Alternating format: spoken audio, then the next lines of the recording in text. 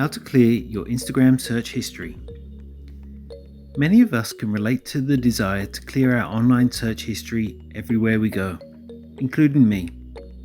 Luckily you can, and I'm going to show you how.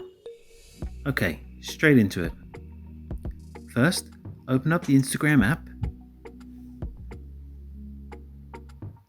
Then, click on the little search button in the bottom menu of the screen. Then, click in the search bar at the top. Here, you'll see the people you have recently searched for.